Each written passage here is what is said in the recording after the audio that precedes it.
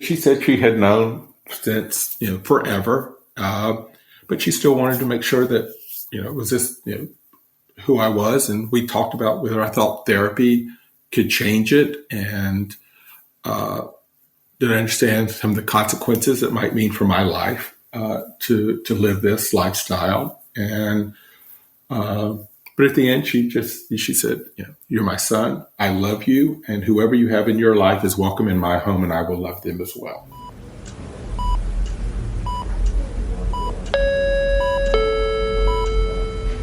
Paging Dr. Cook. Paging Dr. Cook. Dr. Cook, you're wanted in the OR. Dr. Cook, you're wanted in the OR.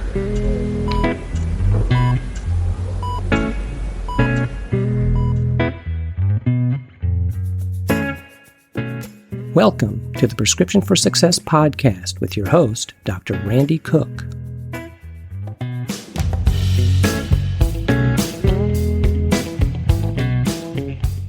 Hello, everyone, and welcome to Prescription for Success. I'm Dr. Randy Cook, your host for the podcast, which is a production of MD Coaches, providing leadership and executive coaching for physicians by physicians to overcome burnout, transition your career, develop as a leader, or whatever your goal might be. Visit MD Coaches on the web at mymdcoaches.com because you're not in this alone. And don't forget that CME credit is available when you listen with us. Just look for CMFI in the show notes to learn how. Well, today we are bringing you part one of a two-part episode featuring a family practitioner from Charlotte, North Carolina. He has served a diverse population of patients from birth through end of life for more than 30 years. And he has a special interest in the care for the LGBTQ+ community. So let's hear my conversation with Dr. Rhett Brown. I am really looking forward to my conversation today with Dr. Rhett Brown. He has a fascinating and really unique story to tell, and I just can't wait to get into it. So, Dr. Rhett Brown, thank you for being here and welcome to Prescription for Success. Thank you, Randy. I've really been looking forward to speaking with you, and I have enjoyed your other podcasts. So thank you for the opportunity. Well, I'm glad to know that you're a loyal listener. We really appreciate that. And so it's going to be a pleasure to have an opportunity to talk to you. I think you have a fascinating story, and I can't wait to hear it. So as we always do, let's have a conversation about your beginnings. I know that you're growing up right there in Charlotte, where you are now. So tell us about your family and what your early life was like. So Charlotte's been my home since I was 18 months old. My parents moved here from Charleston, and it was a great place to grow up. And I was fortunate or unfortunate to start first grade, the first year of busing in Charlotte. I remember those years. So I've seen the Charlotte transform and the positive impact that has had, and also the struggles. When I was in elementary school, we were in a neighborhood that then started integrating, and that was not supposed to happen, and it wasn't the thing to do. And our parents ended up being part of the sort of migration out of that neighborhood to South Charlotte, and actually ended up growing up in a little town called Waxhaw, below Charlotte. So watching all that happen, but watching Charlotte transform and having the benefit of always going to an integrated school and having friends of all races has been a great benefit to me in my life. And did you? And about how old were you when you actually relocated? So we 8. So okay. I've had my first 2 year kindergarten, first and second grade in Charlotte, in that amazing community. It was really much sort of like a Leave It to Beaver neighborhood and existence. Was that traumatic for you in any way, changing homes and changing schools at that age? It was. I realized maybe I had to learn how to accept change. I moved away from then my best friend. Oh, dear. I struggled in feeling like that first year being the outsider in the school. And, it's like people already had friendships and knew things. And so, it was, and that became a recurring thing, but sort of also think, as everything, a source of strength. Because as I got older into high school, my dad was in his career and was rapidly advancing at that time. And I ended up going to 3 different high schools in 3 years. Oh, dear. So again, it was that outsider, and would have been going to a 4th high school because of a job promotion. When I decided and talked to the guidance counselor, she said, go ahead and apply. You've got good grades. Your SATs are good. And so I was fortunate enough to get early acceptance to Davidson and Emory. And at that time, my parents, we were living in Gainesville, Georgia, and looked on the map, and Emory was an hour from my parents and Davidson was 3 hours. So Davidson was the choice. That's pretty cool. And I'm always curious as to, I have some guests that never thought about medical school until, maybe they were in their 30s, and some of them seem to have sprung from the womb, ready to go to medical school. When did medical school enter your consciousness? So I'm definitely more of the latter. I've known or started, saying, in kindergarten, what do you want to be when you grow up? I wanted to be a physician. I do not come from a medicine background, though I think my mom, if she had been born in a different era, a different time, would have been a physician. She always had great reverence for medicine and physicians, and had always sort of said that she thought that being in the medical field was one of the greatest things anyone could do. And I always want to make sure I made my parents proud. But it just seemed like always a natural fit. And it was a goal that I had set for myself at a very young age. You're a pretty good science student in high school? I was very fortunate. I was academically talented and was able to do well in pretty much all fields. And in some ways, looking back, my parents may have used that against me because, to get to med school, you had to have good grades. You had to be near perfect. And I needed to make sure that I was. And even being terrorized in 4th grade, taking cursive handwriting and penmanship. Yeah. I'm a natural lefty, so my penmanship was naturally not that good and didn't look like the letters that were on the board. I got a C in penmanship the first grading semester, and I was so afraid that C would keep me out of med school. Lord, I should have known that being able to read your handwriting should not be a problem in medicine. But I had an A the rest of the year in penmanship. Wow. Well, that's pretty cool. It was one of those things that if that goal needed to be achieved and I needed to have this in order to get to med school, that was what it was going to be. One other little unusual thing that I noticed in your CV is that your undergraduate major was economics. Typically, we see more of the chemistry and biology and the occasional physics or math major. What was it that drew you to economics? So I was very intentional about the liberal arts college and going to Davidson. And I also, frankly, chose Davidson because it had a wonderful pre-med reputation. And I knew that they would get me prepared to get accepted to medical school. I also sort of realized that I would get a whole lot of sciences in medicine, and that if I just did the basic requirements for medical school, there was a whole lot of other time in my education to learn other things. I also knew that I was going to be running my own practice someday. So, back then at that time, it was before, hospitals' own practices. That is an incredible amount of wisdom, I think, for someone at that age. I have to admit that it never even entered my head. And so when you went picking medical schools, it turned out to be University of South Carolina, the Medical University of South Carolina. Did you pick that one on purpose, or? I was fortunate to get accepted to both of my parents were living in South Carolina at that time. So the two South Carolina med schools were in state, and I was fortunate enough to get accepted to both. Did you find that medical school was more or less what you expected, or were there some big surprises there? As everyone says, the intensity was, hard, oh my God, I thought Davidson was a lot of information coming, and then all of a sudden the fire hydrant kind of opened a little bit more. And but it tends to be my pattern is I need to prove to myself I can do this.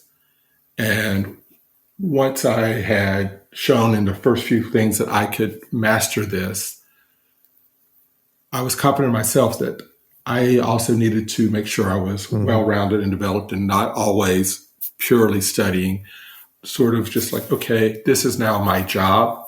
I'm going to be good at this job, but I also know that I need to have time to do other things. And this was also the time when I was more understanding and coming out to myself, my own orientation. And there was some, stress in thinking about that and worrying through that. There was also taking some time that may have been spent in studies. Well, now let's talk about that a bit. So your decision to come out was actually during medical school. During medical school, I had, of course, knew that I had those feelings since I can remember. Yeah. But there's always this feeling that something will change it. Maybe if I date the right person, if I do this, or if I pray hard enough, it will.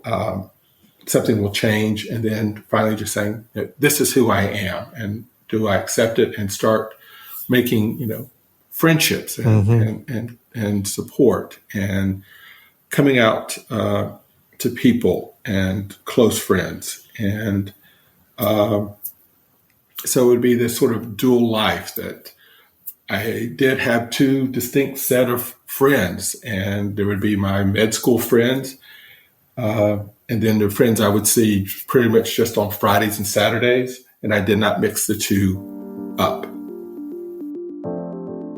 Today's episode is brought to you by Doc to Doc Lending. Doc to Doc provides match day loans of up to $25,000 to fourth-year medical students and current residents. These loans are designed to help students cover personal expenses such as moving costs, housing down payments, and living expenses before and during residency. With fixed interest rates, flexible repayment terms, and no prepayment penalties, Doc to Doc Match Day loans provide financial flexibility and allow students to focus on their exciting journey towards becoming a physician. Doc to Doc was founded for doctors by doctors.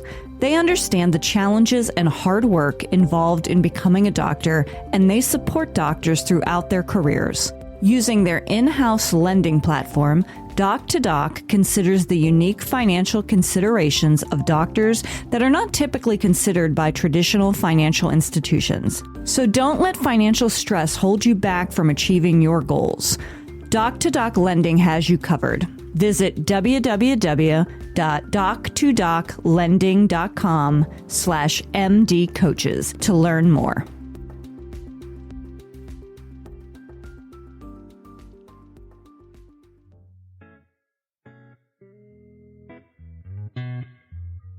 Hi, I'm Rhonda Crow, founder and CEO for MD Coaches. Here on RX for Success, we interview a lot of great medical professionals on how they grew their careers, how they overcame challenges, and how they handle day-to-day work.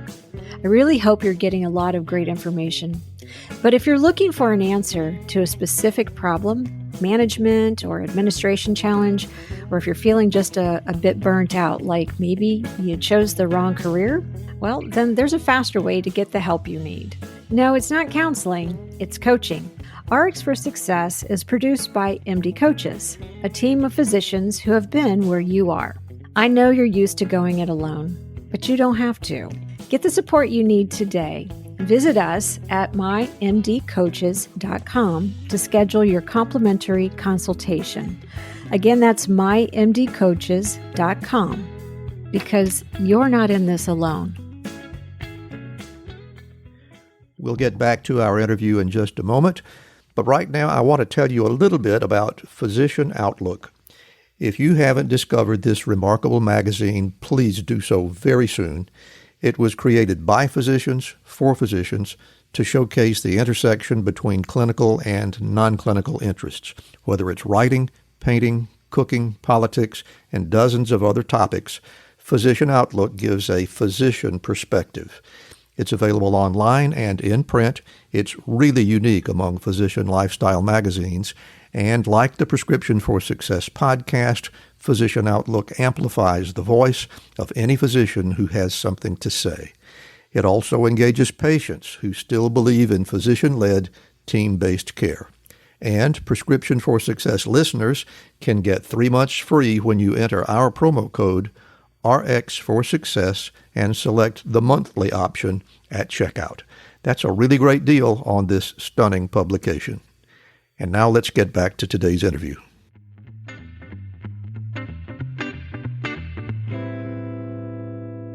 There's so much here that I would really, really love to unpack if we can. This is not intended to be a 6-hour interview, and I know it's big territory, but still, this is so profound to me, Rhett.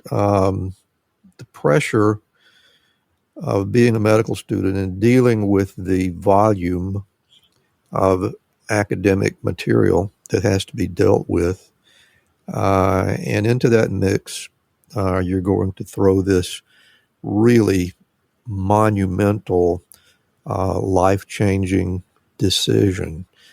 Can you talk about how you managed to balance that and survive it? I had made a decision, and had made this decision at Davidson about how I would approach education and accepting of myself. Throughout, like I mentioned earlier, throughout high school and all, had always been, I had to be perfect. I had this conversation with a dorm room classmate of mine freshman year. He was talking about how he had struggled in high school in math, and he had made D's and barely made it through geometry. And I was like, no, wait a minute. You struggled, but you were both here in Davidson, an academically tough school to get into. So you didn't make all A's, and you were in the same place. At my end of my freshman year, I had a 3.95 average, and I went to the pre-med advisor, and I said, what is the GPA I need to get out of Davidson to make sure I'm going to get accepted into med school? And he said, if you have 3.3 or above, good chances are you will get into med school out of Davidson. All of a sudden, that changed because I had gone to 3 high schools in 3 years. I had not developed a lot of friendships. That gave me permission to take courses that I would not have otherwise have taken, because I've been worried about, can I, in this English lit course, can I make sure I get an A in this course? I may not have taken that course if I was still worried about being perfect. I may not have gone to some of the Thursday night or Friday night social things if I was worried about being academically perfect. After the first semester of med school, where I knew I could be top of the class, I knew I had the ability to do it. I also knew that I wanted to be a family physician. It was not critical that I be AOA to get into a good family medicine residency program.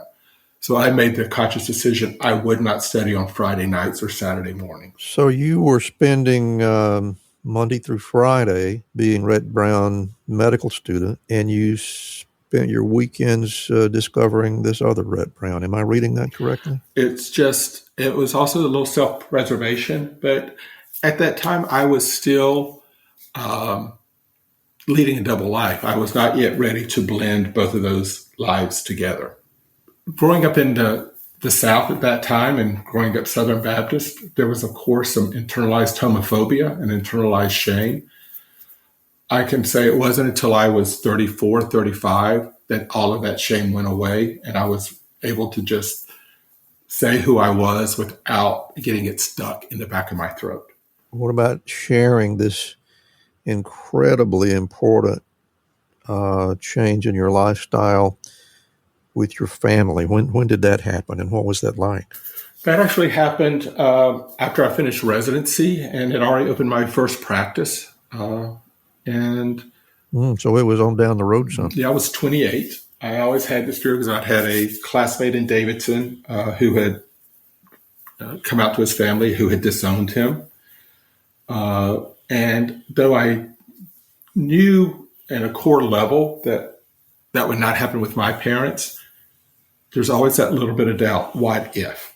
What if? And the most important thing is not wanting to disappoint my parents and not having them feel any disappointment whatsoever. Back then, parents got blamed for things. I didn't want them to feel shame or that they had done anything wrong. They had, they were not, they were not the cause of this. They had done absolutely nothing wrong. But I also knew that they might blame themselves. And so part of me was protecting them, protecting myself. And, as a good Southerner, we are very good at avoiding conflict.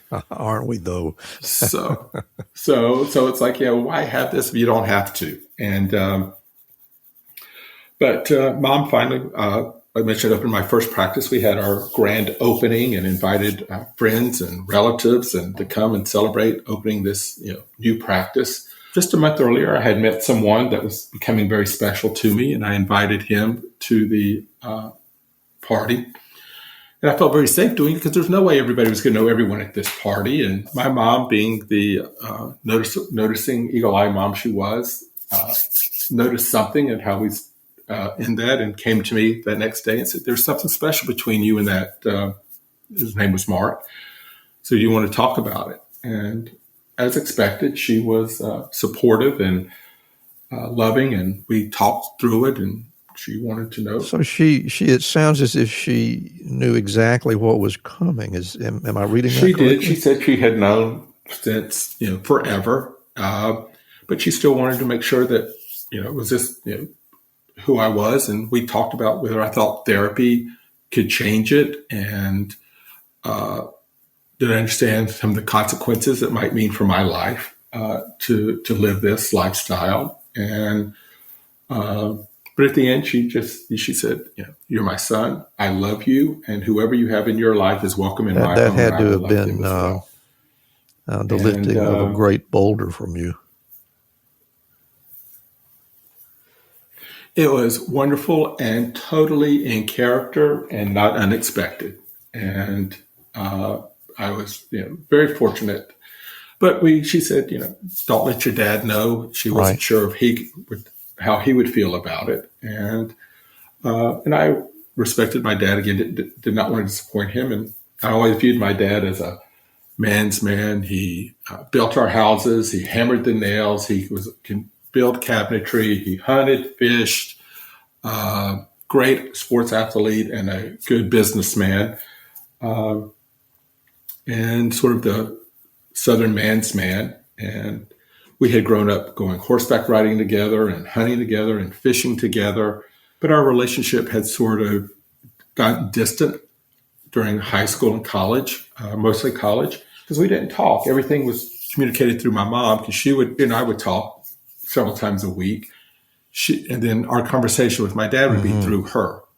He knew what was going on with me. I knew what was going on with him, but we really did not have a conversation. And so she told me that she had shared the story with him. And I was like, oh God, what is this going to mean? And I'm like, it's hard to imagine. It would have been nice to have some warning, Mom. Right. And it's still sort of like, here I am, 28.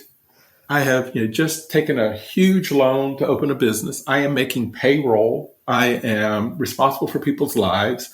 And yet this conversation makes me feel like I'm 12. Oh my God, what's going to happen?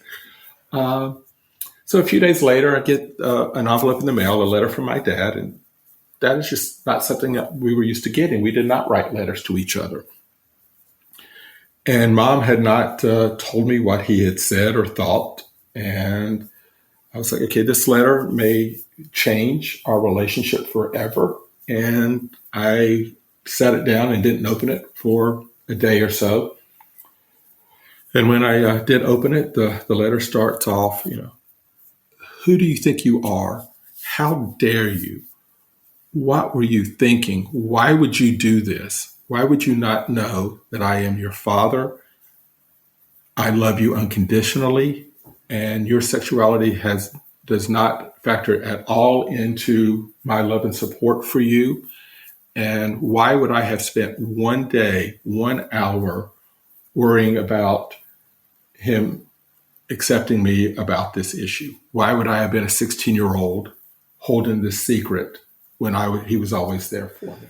That's an amazing response. It was truly amazing. Do you think, as I am inclined to think, that there was an incredible quantity of wisdom wrapped up in your mom, understanding that it was a good idea for her to break the news and give him some time to work through it before he had to communicate with you at all? What do you think? She knew him, and I've never, you phrased that in a way I've never thought about it like that. And I'd have to take a minute to think that it probably was her wisdom of knowing that he then had a chance to think about his response and was not a knee-jerk response.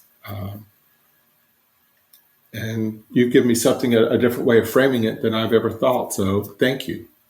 Well, I'm flattered that I got to take part in that. I know that the gravity of a decision like that within a family is profound in ways that I can't possibly understand, and I'm really grateful that you are willing to share it with us, because I think it's a great blessing for all of us who get to hear it. Thank you so much for listening with us today. If you enjoyed the show, you can help us reach more listeners by leaving a rating and a review, especially on Spotify or Apple Podcasts.